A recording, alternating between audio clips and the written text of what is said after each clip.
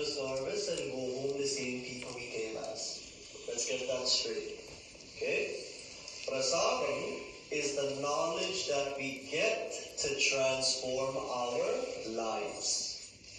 Okay? A long time ago, in a place far, far away, there existed a young boy who said, I've been going to Mandir for 28 years of my life. And he said this at the age of 68. Okay, so this young boy at 68 said, when I was a youngster, even younger at 28, I went to the Mandir, but I never learned anything. Why? Because I failed to bring my bucket clean and ready to receive. How many of us come to the Mandir with the intention that transforming our lives and serving the Lord outside and inside this temple is the highest tribute to the Lord? How many of us come to the temple with the ultimate point in life, that only when I transform myself can I really have a life that is in tribute to the Lord? Or else you know what it is clearly? Lip service to Bhagavan. The hands that serve are holier than the lips that pray. Always remember this. So learning is very, very crucial, not only in the Mandir, but in our jobs, in our families. How many of you take the time to sit down with each other? How many of you take the time, my dear brothers and sisters? And Mandir is the place where we discuss these things, because school doesn't teach us how to think. Let's be real. I went to New York City public school system, and all they taught me was, get a job, have enough money, support you, support your family, and then plan for retirement. No one ever teaches us, my dear brothers and sisters, how to think and how to be a balanced individual in this world. We're taught from a very young age to compete with each other. Isn't that true? Spelling bees are there. You have contests at school, singing competition. These things are good. But when ego comes into play, when this idea that I am better than that one comes into play, and that one can't do what I do, and I am the best, these ideas come from competition. So in life, my dear brothers and sisters, we are taught only to compete, but we are not taught how to really share what we have with this world. We're not taught how to be balanced in life. We're not taught cultivate a mind that is peaceful so that you can find the Lord within yourself. All we're taught is to run the rat race. And let me tell you something. Even if you win the race, you're still a rat anyway. I understand. My dear brothers and sisters, let us come to the temple. Let us learn. Let us work together. And let our lives be a tribute to the Lord. Right? I say this message everywhere I go, because it is time that we start to change.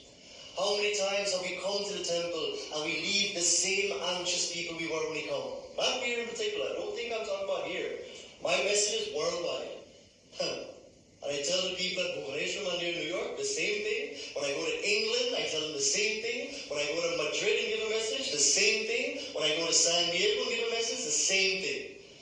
If we don't take the knowledge and transform, what does that mean? There will be no change and worth in what we're doing. You see, what we're doing at Puja, my dear brothers and sisters, I want you to understand this very carefully. It's not just a mechanical offering, and I don't know what I'm doing, I don't know what I'm saying, I'm just offering.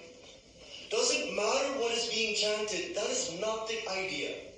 When you do your pujas, my dear brothers and sisters, you have to cultivate two things. And if you're taking notes, I want you to write this down. The two things that we cultivate in puja, I'll say the Sanskrit, then English, you can write the English down. The Sanskrit is Chitta Shuddhi. Say that for everybody. Chitta means the mind. And Shuddhi means non-agitation.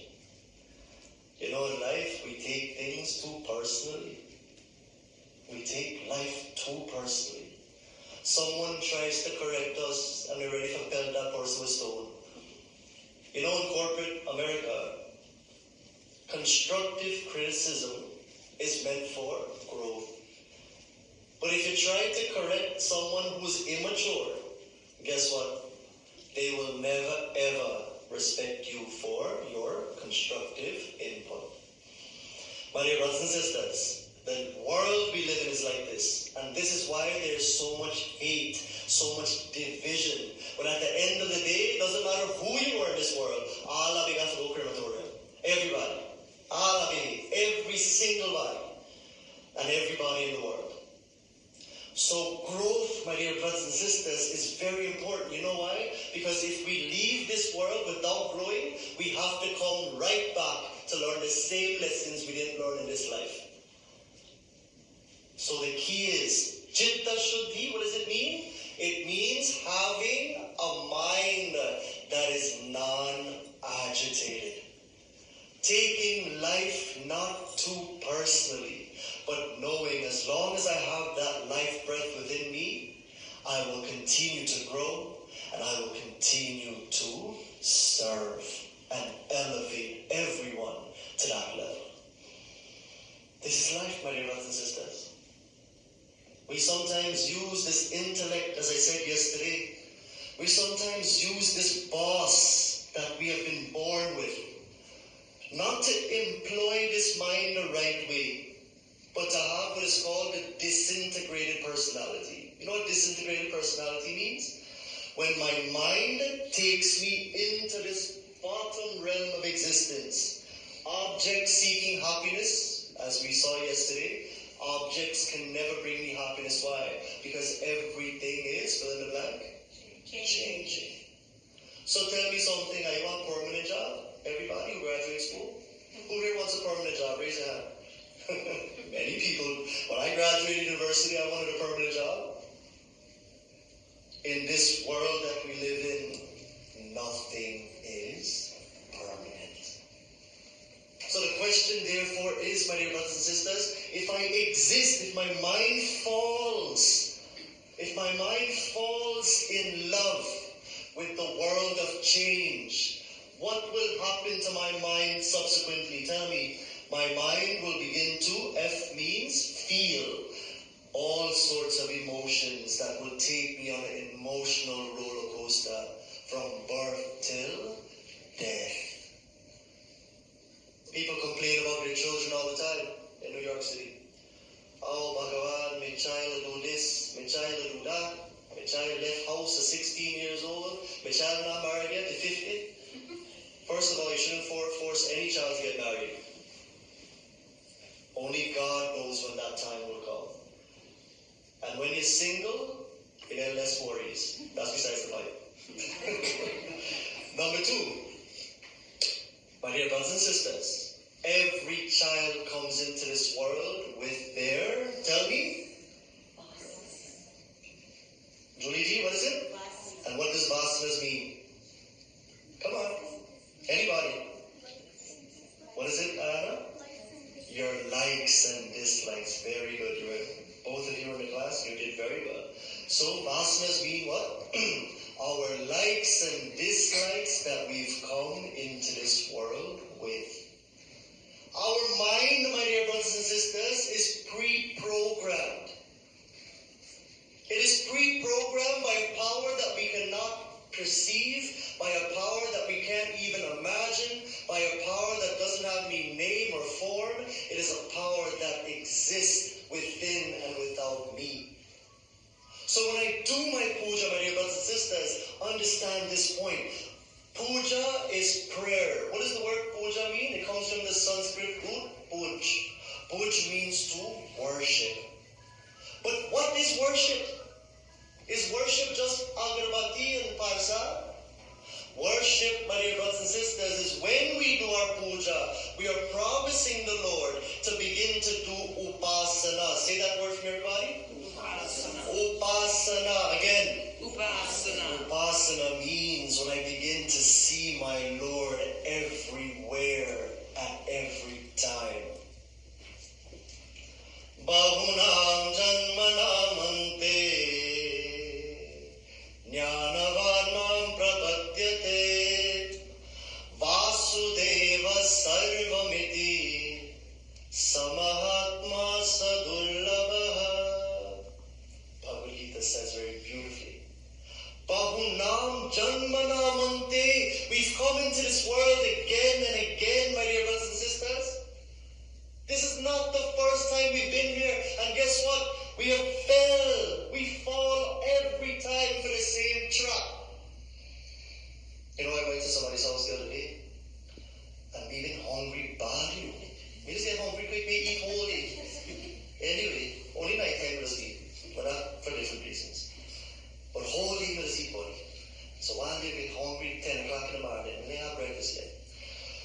somebody's house and I saw a big bowl of fruit, bud.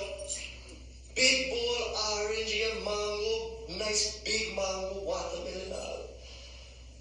When they weren't looking, I went to see if I could have one. Then I was going to ask permission after that.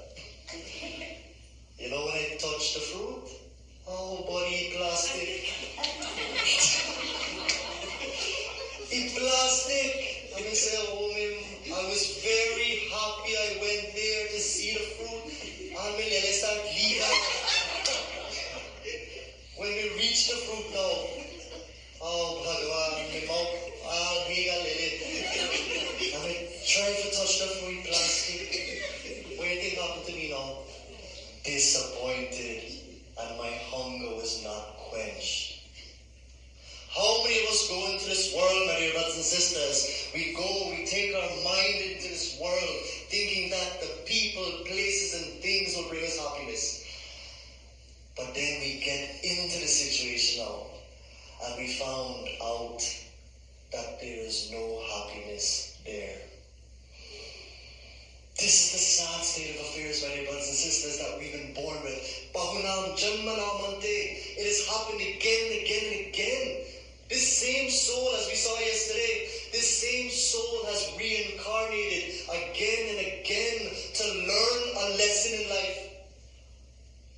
But just like if you fail in school, you gotta repeat the same class, right? If we fail in this life, buddy, we have to repeat this class again. But the warning is given. Just because you have a human body in this birth does not guarantee a human body in the next. So that really makes us understand. You see this body here? This body can be any body, any type of body. Amoeba, monkey, it can be cat, dog. This thing can be alligator, crapua. But if you have a human body, understand that only a human can understand the dynamics of what it is. I always say if you're punching monkey typing on a computer, you're going to see a monkey typing. Me a lot of times with this Google thing like that, YouTube now. But when you see the monkey typing on the computer now, does the monkey really understand what it's doing? Does it understand what it's typing? Absolutely not. My dear brothers and sisters, life is too short not to understand what we are doing. And when we come to the temple, going back down to Chitta Shuddha,